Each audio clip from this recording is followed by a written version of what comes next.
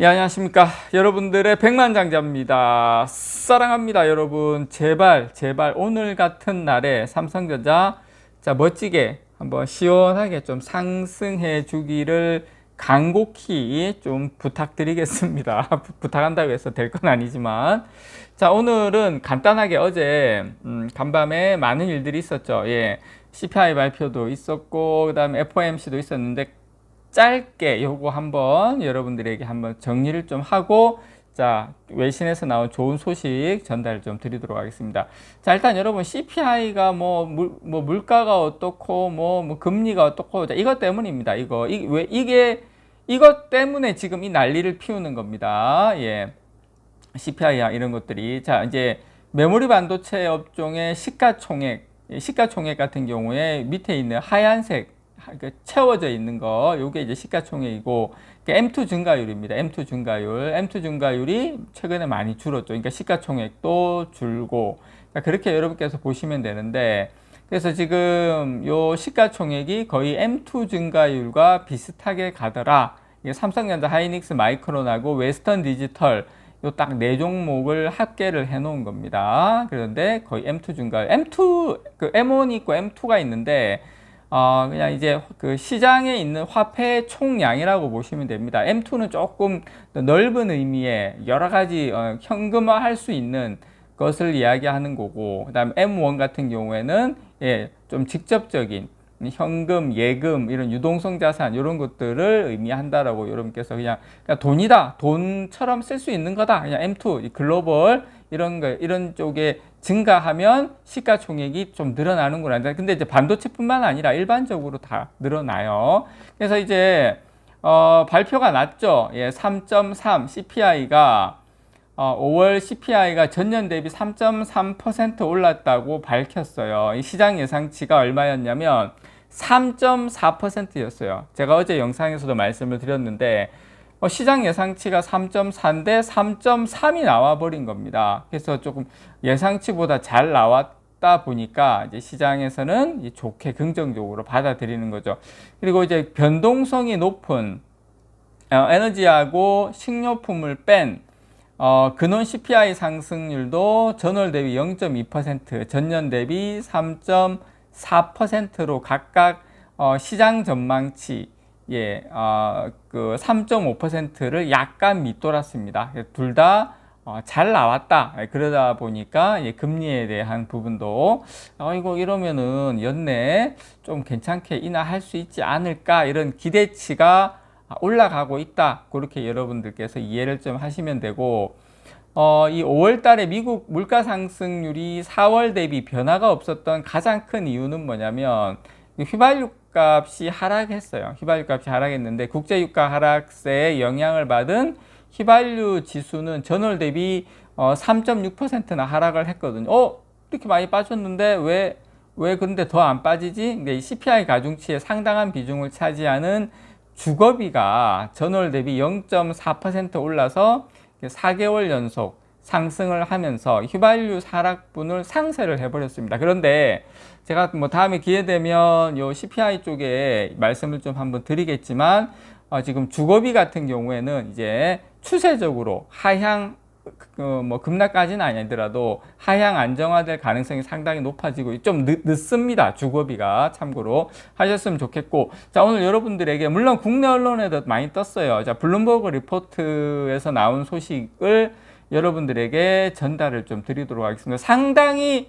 저는 상당히 의미 있는 소식이다라고 생각을 합니다. 엄청 중요한 뉴스다라고 생각을 합니다. 제목에서 보시는 것처럼, 미국 정부가 중국의 어떤 반도체 칩에 대해서 이제 제한을 시게 더 많이 둔다, 그런 내용인데, 내용을 쭉 보면, 중국이 게이트-올-어라운드, 삼성전자가 지금 세계 최초로 하고 있는 게이트-올-어라운드 3나노 파운드리하고, 그 다음에 HBM 요 기술에 대해서 원천 차단하겠다. 너희들 요건 안 돼. 이거는 절대 하면 안 돼. 삼성전자, 하이닉스에게는 엄청난 호재예요. 그런데 사실 우리 좋으라고 한 건 아니에요. 그 파운드리 GAA 같은 경우에는 인텔, 그 그다음에 HBM 같은 경우에 마이크론을 고려했다라고 생각합니다. 물론 뭐 삼성 하이닉스나 이쪽도 같이 덕 봐라.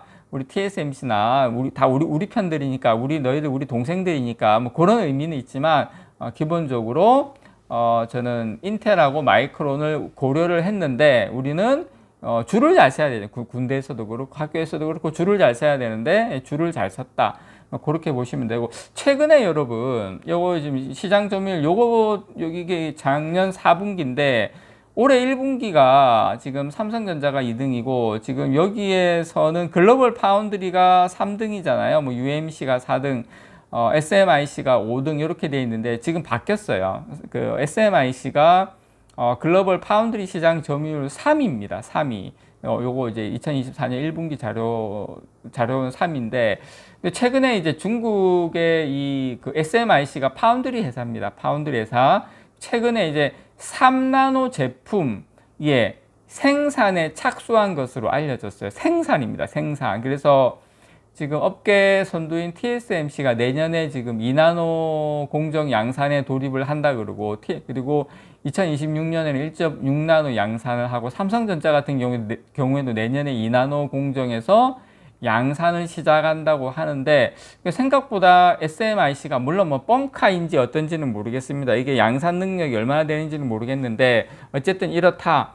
이제 그렇기 때문에 지금 미국에서 3나노 뭐 게이트-올-어라운드에서 제재를 가하면 삼성전자나 삼성전자나 여러 인텔도 마찬가지겠지만 인텔은 뭐 되겠습니까? 제가 봤을 때 힘들 것 같은데 어쨌든 TSMC에게는 상당한 호재다. 저는 그렇게 봅니다. 그래서 저는 미국 정부가 중국 반도체 기술의 개발에 대해서 계속 추가적인 통제 방안을 계속 검토 중이고 새로운 것을 내놓고 하기 때문에 결국에는 마이크론이 미국에 있기 때문에 저는 뭐 메모리 반도체 쪽도 디램이나 낸드 쪽도 추가 규제가 계속 나올 수밖에 없는 상황이다. 저는 개인적으로 그렇게 생각을 합니다. 그래서 저는 상당히 긍정적으로 보고 있고요. 그래서 미국 정부가 중국 기업들의 기술 개발 차단에 주력할지 단순히 기술 개발 차단에 주력할지 아니면 아예 제품 판매 자체를 아예 금지시킬지 이건 아직 좀 명확하진 않아요. 내용을 쭉 보면 아직 명확하게 결정되지는 않았지만 지금 여러 가지 정황상 기술 개발 차단 쪽으로 결정될 가능성이 상당히 높은 상황이다.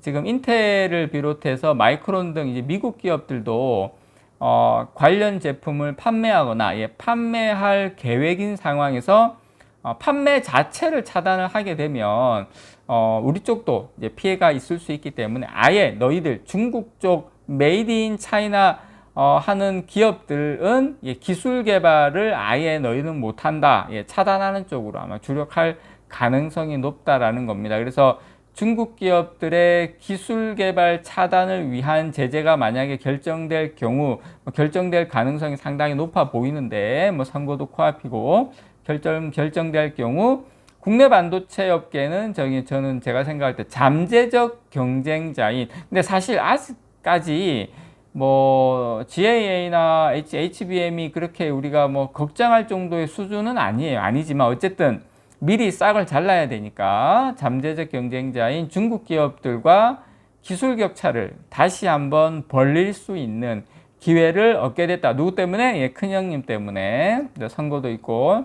그래서 국내 기업들은 중국 기업들보다 아직 기술력이 한참 앞서고 있다라고 생각을 해요. 아직 한참 앞서고 있지만, 미국의 제재에도 불구하고 최근에 이제 중국 정부에서 뭐 몇십조 뿌린다 뭐 해가지고 뭐 좀 난리가 났었잖아요. 딱 그렇게 되면 미국에서 또 제재 들어가고 막 그런 싸움인 것 같아요. 그렇게 여러분께서 이해하시면 되고 어쨌든 이렇게 되면 중국 기업들이 뭐 게이트-올-어라운드나 뭐 HBM 제품 공급 이런 것을 이제 100% 국내 기업에 의존할 수밖에 없기 때문에 삼성전자하고 SK하이닉스 매출 증가에도 상당한 이익이 될 가능성이 높다. 그리고 또 부르는 게 값이잖아요. 우리가 우리 이 가격 아니면 안 돼 하면 본인들이 받을 곳이 없다 보니까 특히 3나노 같은 경우에 상당히 저는 긍정적이다. 물론 아직 구체적인 결정이 난 건 아니에요. 쭉 내용을 보니까 판단하기는 이르지만